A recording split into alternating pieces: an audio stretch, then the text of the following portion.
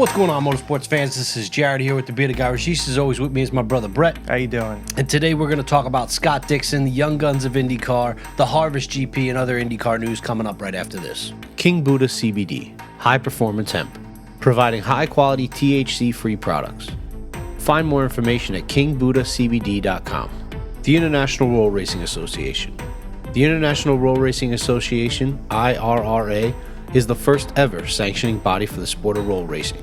Become a professional race driver at raceirra.com. All right, so let's just get right into it. There were two awesome races at the Harvest GP. I loved them.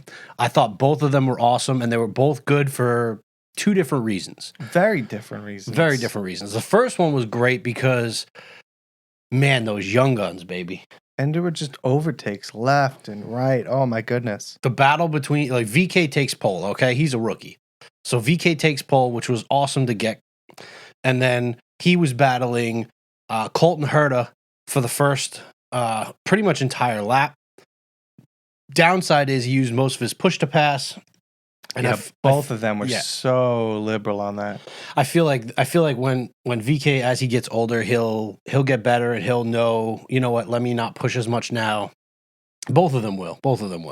And they'll understand like when to pull off and when to push on and see what. If you don't know what push to pass is in IndyCar, you get 200 seconds of push to pass. It's pretty much an extra 50 horsepower to the engine. And you could use that throughout the entire race as you see fit. It's like an overtake button in F1. It's like an overtake button. I mean, if you're not watching IndyCar, you're wrong. And you might sit here and think, well, you know, I don't want your life. I don't want your life. But you're wrong. I don't know what to tell you. I mean, wheel to wheel, door banging, which didn't really have doors, so it's kind of wheel banging. No which penalties. There was plenty of. But it was also a lot of good, clean racing. And even from the young guys, like Colton Herta was really impressive because even when he was battling, he was clean.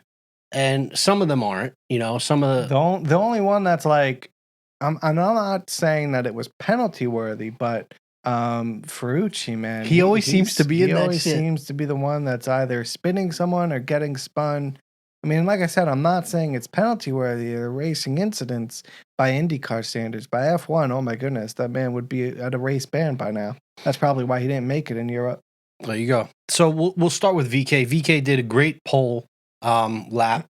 Started the race really strong, kind of fell off, had to make a comeback, and still finished on the podium for his first podium in IndyCar, which I thought was great. Congrats off to the kid. Hats off to him. He did an awesome job. Herta had a great weekend all around. And I feel like what's helping him the most, and everybody jokes that when he finishes, he's either first or he's not on the podium at all, which he did get the podium in the second race, I believe. First race, too, I think. I don't remember. Either way, he raced a great weekend, and what's keeping him in the hunt and what's keeping him at the top of the leaderboards and what's keeping him going is his consistency. He's consistently at the front. He's consistently doing well. He's not making big mistakes. And you know, like Britt said multiple times before, IndyCar, the future of IndyCar is bright. It's incredible. And what's, you know, what I like seeing, so race 1, Newgarden 1, Rossi 2, Rinus VK 3. I loved actually seeing a real podium in IndyCar. So often it's just the winner in the winner's circle, but they actually had a podium celebration. And Colton Herta 4. Even Felix Rosenqvist, he's young. He got 5th. But and I think this will become true, Rinus VK has a bright future like all the other young ones in IndyCar, which that means that there's a good chance that we have Max Verstappen in F1 of Dutch descent. Thank you. Gotcha. Descent leading F1, and then you got Rinus VK, who he grew up in karting with, topping in IndyCar. And that would be pretty cool. I'm pretty sure the Netherlands would be going absolutely crazy, and maybe we'll see some more orange in the stands in America and not just across Europe. I mean, how crazy would that be? The orange smoke going in all the freaking IndyCar events? That'd be nuts. Hey, I mean, are there a lot of Dutch fans that are into IndyCar, though? That's the question. I think that he could bring them. I mean, how many Dutch fans were really they may have been watching F1, but they weren't going to F1 races before Max Verstappen. I mean, if they were present, they weren't present a lot. And then Verstappen brought them out. I think if Rinus VeeKay can continue to perform as he's doing in his rookie year, he might be seeing orange smoke soon. I'll give you that. I think that's a decent pull. So we talked about VeeKay. We talked about Herta's consistency and his great speed. Let's go Will Power. He was fast all weekend. Yeah. I don't know where he finished in the first race. Sixth in the first race, finished first in the second race. Great power all weekend, consistent, which is something that we haven't seen from Will Power pretty much all season. Mm-hmm. He's been really nowhere all season, and then all of a sudden, him, Alexander Rossi, and Josef Newgarden, which was weird, is Josef Newgarden really didn't make any ripples at all this season, but all of a sudden he's creeping up. He's creeping up. So I think Will Power, was fast all weekend. He did a great job. He drives a Chevy, right? Yeah.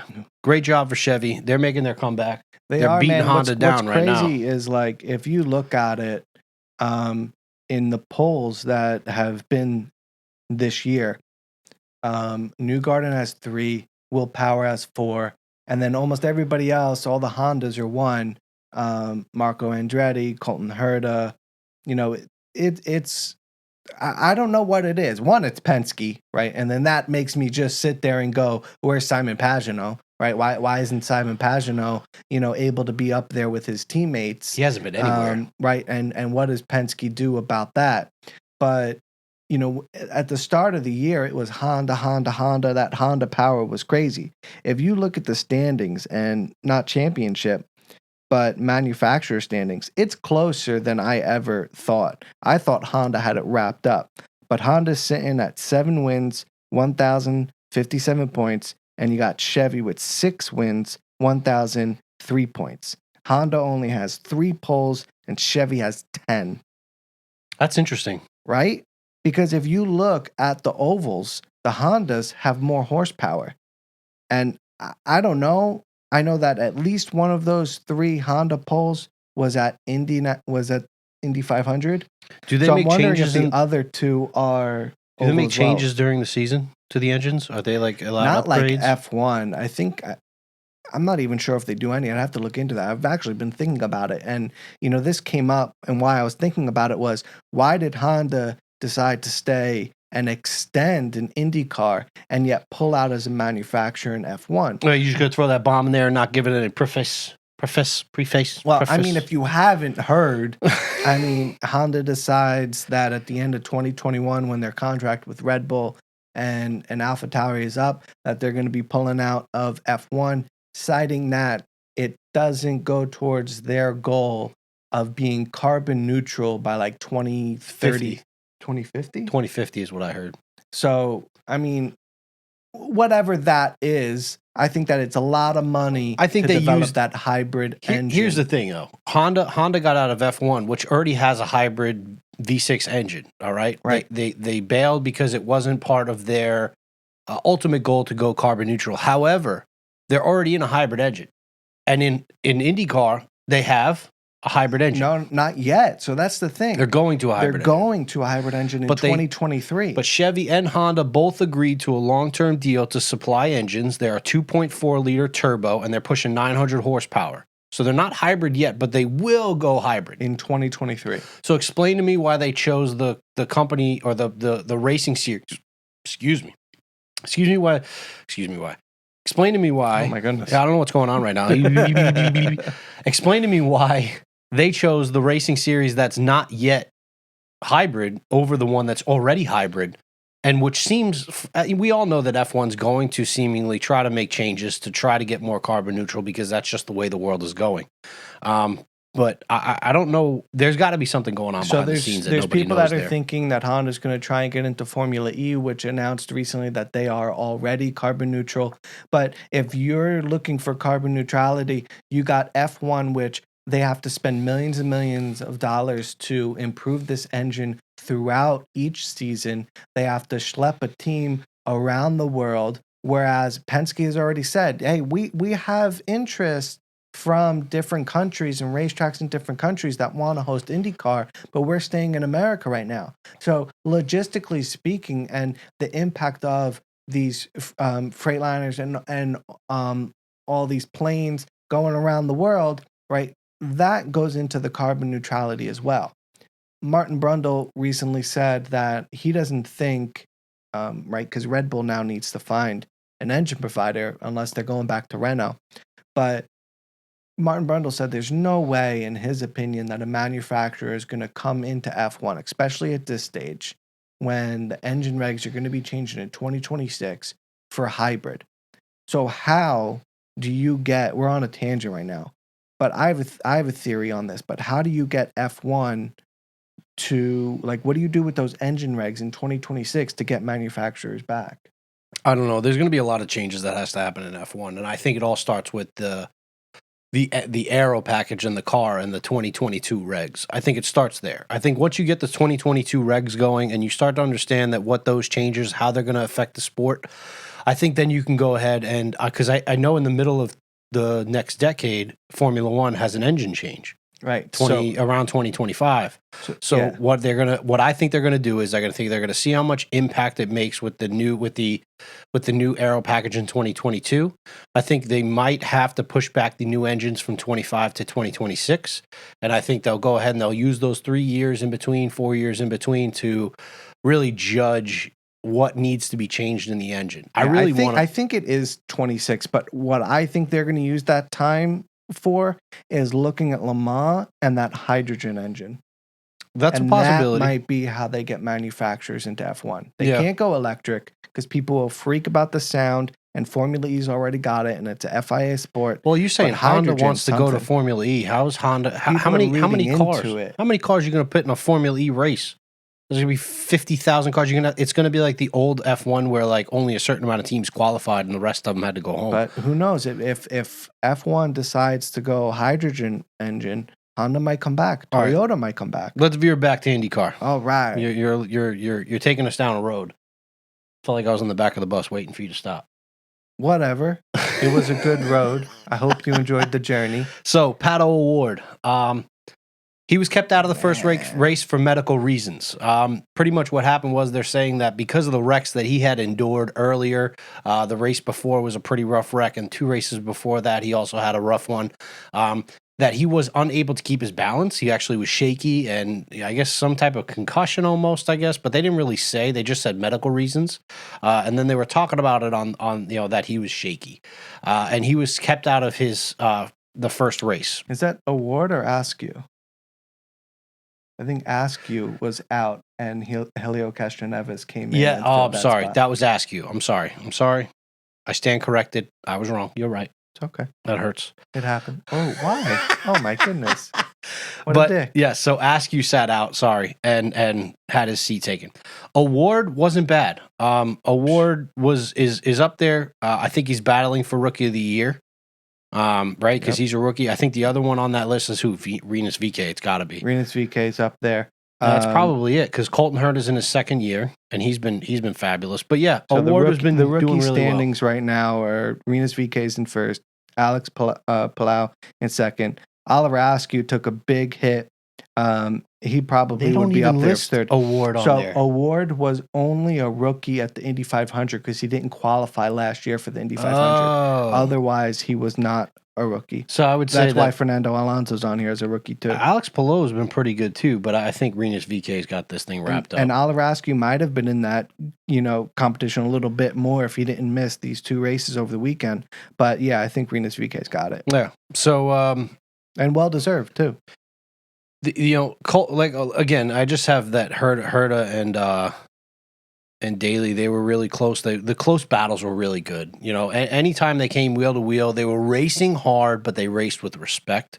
The whole week, like I said, they did that the whole weekend. That was great. Now, I really want to get into. Actually, before we do that, let's talk about Ray Hall.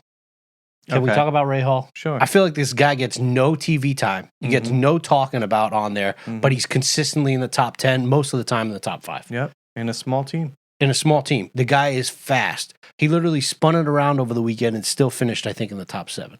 Crazy, right? He's doing great. He's hard to get around. As Dixon found out, he can't race him down. And I think he's been doing great. So I'm really excited to see what he comes with next year, and see if he could build momentum off of this year into next year. So let's get big into what the main part of this whole show was about.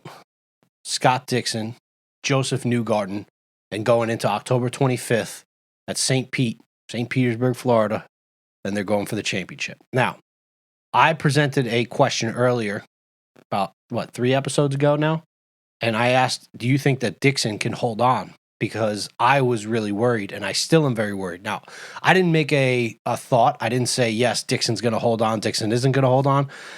But I definitely have a fear, and that fear is growing every time I see Dixon get on the track.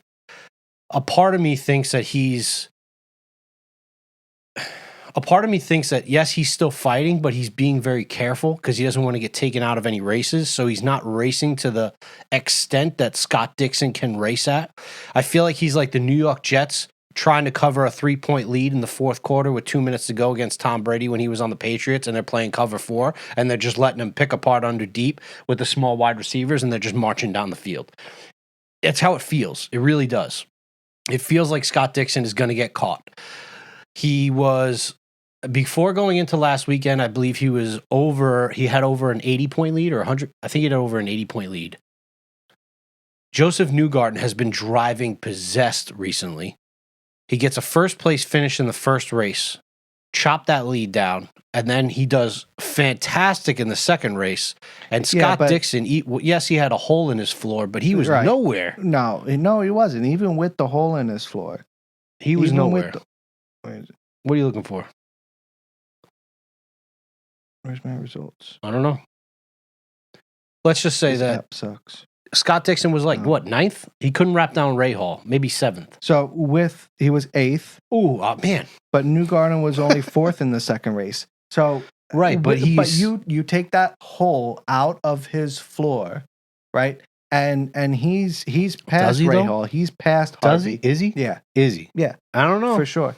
I don't know. Without a doubt. And even with that, he was close enough. His qualifying has been trash. 4th to 8th. Well, he's starting in 10th every race. He's got that Honda engine. Yeah, but you would think it would be decent. It's strategy that sets Chip Ganassi apart. All right?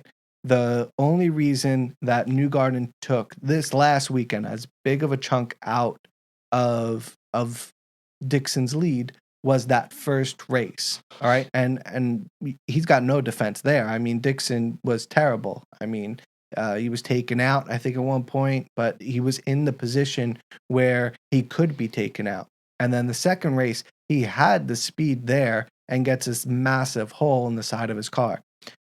But he stayed close enough to Newgarden to where, he couldn't wrap it up at IMS. But the point differential wasn't that big. He has a good chance to still finish the job at St. So what's he, 31, 32 points ahead right now? 32 points ahead. So he's 32 points ahead right now going into St. Pete.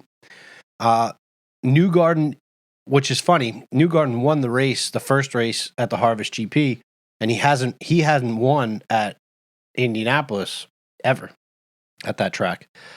Now going into St. Petersburg, now Newgarden is successful at that track. It's one of his better tracks, in my opinion. And now Dixon has to pretty much show up. He has to finish 9th or better, I believe he said. I mean, it's Dixon, man. It's possible, but I mean, when you leave it to the last race of the season, you leave it to chance, and all he has to have is one rookie, a back marker, a bad pit stop, and he's done. You know what I'm saying? But you know what? That's why we like IndyCars, because the championships comes down to the last race. For the last 15 seasons. Did you know that? For the last 15 seasons, IndyCar has been decided. The championship has been decided at the last race of the season. So, I mean, that's amazing, and that's what keeps the fans watching throughout the year. I mean, this year has gone, from Honda dominating with win after win after win to, the Chevys pushing back. One of my biggest things from this weekend was there's a lot of hate out there on the IMS road course. And Why? next year, that's some fabulous races. A lot of the times, what the fans say is it's a boring race. There's no overtaking, and it's just follow the leader. But, not these two. I know. Harvest GP was overtakes and right. I mean, so when the schedule we went 10 laps out, and I was exhausted. When the schedule came out and IMS had 2 road course events, people were losing their minds, bro. But then now this Harvest GP. So the reason the first race, in my opinion, was amazing was the constant overtakes, and you had Herta getting Rena's VK, you had Newgarden getting VK. Newgarden getting Herta, then back and forth. Alexander Rossi coming out of nowhere. Right. Strong into his season. There were back and forth overtakes. What made the second race great were the battles. There wasn't necessarily an overtake every single time. It was the strategy and the battles. They were close. There was, he might get him here. Oh, he didn't. Will Power was still able to hold off a charging Herta, right? It wasn't the overtake.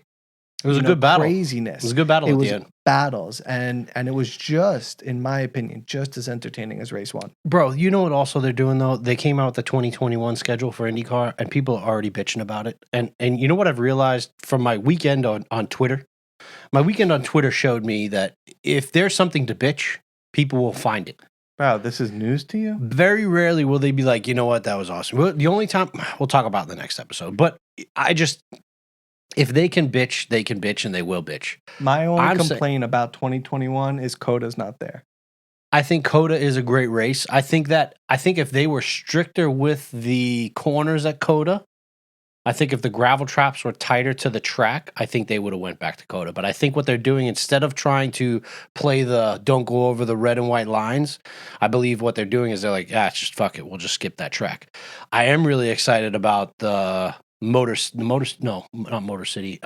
City Grand Prix in Nashville, racing over a bridge next year. Bruh. Can't wait. That's going to be fire. I think Coda's out of the schedule because of Texas Motor Speedway. Remember, the first race this year, post-COVID, was Texas Motor Speedway. And the rumors I heard was the way IndyCar got that race was they said, we'll give it to you, but you got to kick Coda from the schedule. Ooh, that's grimy. That's what I heard. That's grimy. Well, that's everything about IndyCar, I believe. IndyCar's amazing. IndyCar's amazing. Right now, in my opinion, IndyCar is...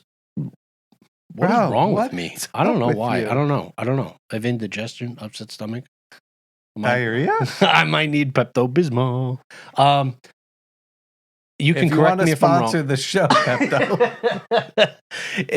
If you can correct me if I'm wrong, but in my opinion, right now, IndyCar is the best motorsport to watch right now. Tell me I'm wrong. It's got the best racing. It's got the best strategy. Yep. It's got the best cars. They're close together. Yep. I love the push to pass idea. Yep.